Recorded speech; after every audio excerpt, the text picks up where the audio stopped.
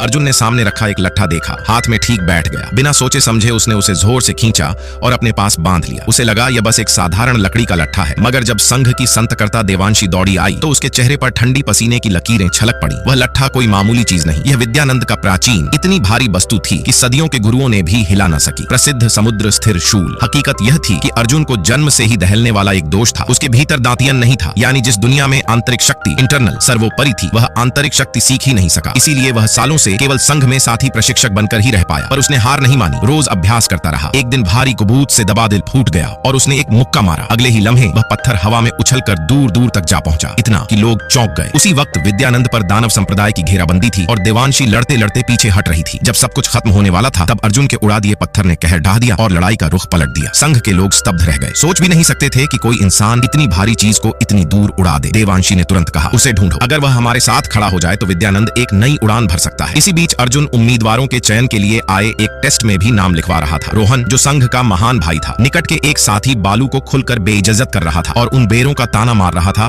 जो आंतरिक शक्ति नहीं रखते। बेवकूफ, तुम्हें यहाँ आने का हक नहीं। अर्जुन ने अपने भाई सा सहने वाले को नीचा देखता पाया और कौंट पर छलक उठा। एक छलांग मारकर उसने रोहन पर झपट पड़ेगा, पर उसे रोक दिया गया। उससे ज्यादा बात यह थी कि उसकी थप्पड़ ने रोहन को आघात पहुंचा दिया। महंत जी ने देखा कि यह यौवन साधारण नहीं। उसने अर्जुन को बिना नियम तोड़े सीधे चयन में भाग लेने की इजाजत दी, क्योंकि 400 साल पहले एक ऐसे ही महान योद्धा की कथा थी जिसने अपने शरीर और एक दिव्य अस्त्र से लाखों शत्रु मिटा दिए थे। महंत जी को लगा अर्जुन उसी महान की अगली कड़ी हो सकता है। चयन के दिन हथियार उठाने का क्षण आया। शस्त्रागार में वही प्राचीन समुद्र स्थिर शूल रखा हुआ था। कई उम्मीदवारों ने कोशिश की, लेकिन कोई भी उसे हिला न पाया। अर्जुन ने भी आगे बढ़कर कोशिश की। वही पहला मंजर जो हमने देखा। हर युवक अपनी आंतरिक ऊर्जा को गुब्बारे में भरकर उसे फुलाता। गुब्बारे का आकार परखा गया और उसी के हिसाब से अंक दिए गए। विद्यानंद के बाकी अधिकांश अनुयायियों ने औसत प्रदर्शन दिया। रोहन ने दिखावा किया और अपनी ताकत गुब्बारे में उड़ेल दी। गुब्बारा 4 फुट तक बढ़ गया और दर्शक मान बैठे कि वह जीत का सफर तय करेगा। महंत जी फिर भी अर्जुन पर नजर टिकाए रहे। नियंत्रित ऊर्जा से जलती लकड़ी को उछालना, दूरी जितनी ज्यादा उतनी बेहतर निकासी। 5 मीटर पास, 10 ठीक, 15 उत्कृष्ट। कई लोग दिखावा कर रहे थे। कुछ लोग अर्जुन को तंग करने लगे